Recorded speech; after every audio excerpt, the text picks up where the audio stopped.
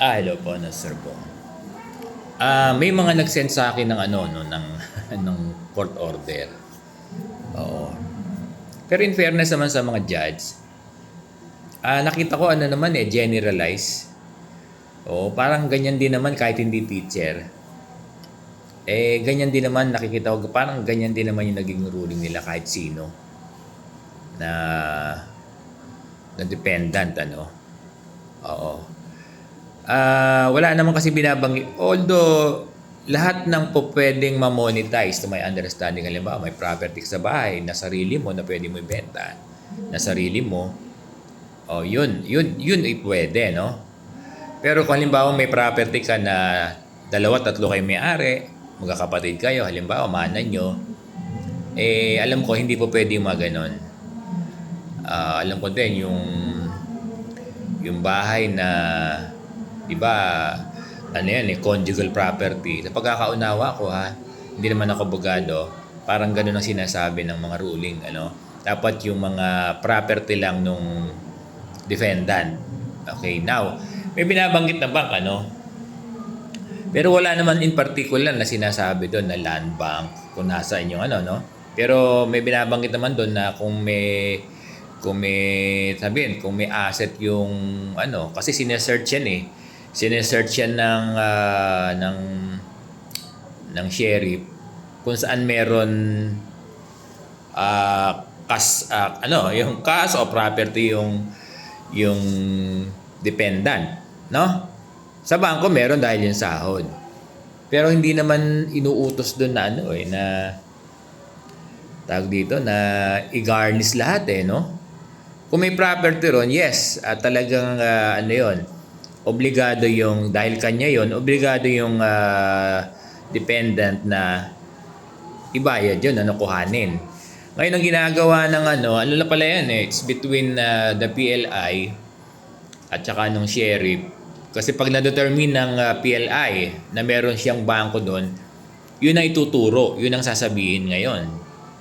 Dahil may court order na generalize na lahat ng property o cash nung dependent ay ibibigay kasama yung nasa bangko.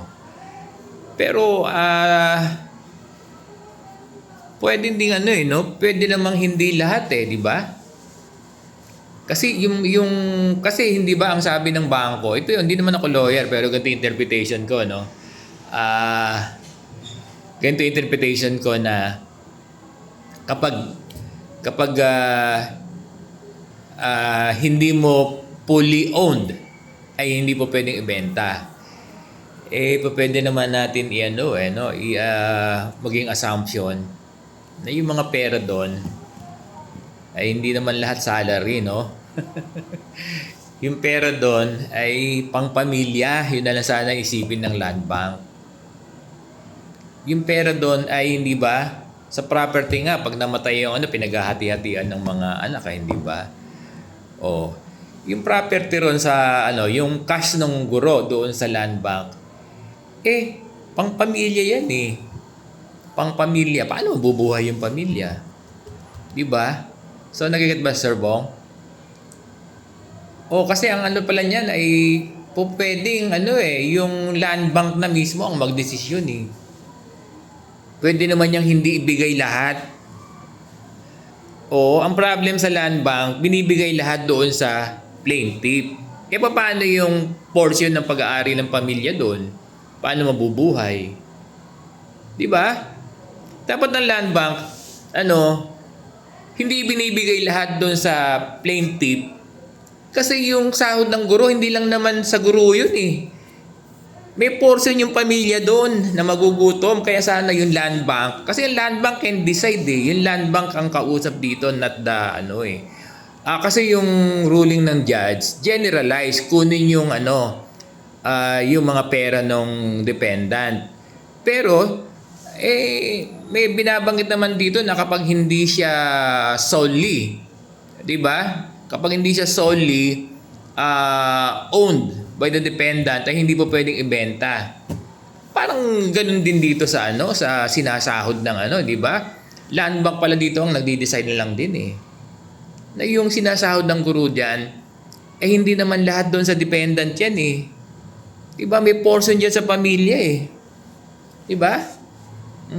Di ba kapag nga ang mga empleyado na dedemanda, di ba? Halimbawa, may other wife, tas nag-iwalay, di ba? Kapag nirereklamo yung mga empleyado, binibigay yung portion ng para sa mga anak na sahod. Sana ganun din sa land bank. Kung ano yung portion ng para sa pamilya dapat ibigay, ang kunin lang ng plaintiff, yung portion lang, salary lang pwede. Pero sana yung mga benepisyo naman na pang pamilya, diba, year-end bonus, mid-year bonus, pampamilya na yan eh. Dapat, hindi ibinibigay doon sa plaintiff. Kaya nakikusap tayo sa land bank. Sana nararational ng land bank for humanitarian reason. Nag-a-appeal tayo sa land bank kasi ang land bank ang pinupuntahan ng ng sheriff at saka nung kasi general yung naintindihan ko, general yung ruling ng na dapat ma-execute, na dapat sumunod ang lahat, hindi ba? Pero may binabanggit dito na kapag hindi naman na solely owned nung dependent, ay hindi mo pwede ibigay. Katulad din yan ng sahod dito. Na hindi naman, although talagang salary ng guru yan, pero alam naman ng land bank na para sa pamilya yung iba doon na dapat hindi ibinibigay sa sa plaintiff lahat. Diba? So nagigit ba, Sir Bong? So nag-a-appeal na tayo sa land bank. Sana nakikinig yung land bank. Papaano yan? Wala na nga sinasahod. Kung nababasa nyo po yung basahin nyo yung mga ng mga guro. Wala nang natitira, hindi kayo naaawa. Binibigay nyo lahat sa plaintiff, Oo, grabe talaga. Grabe ang kawawa yung mga guro. Sana ma-realize ng land bank, na may portion doon sa sahod ng guro, may portion doon para sa pamilya na hindi dapat ibinibigay sa plaintiff lahat.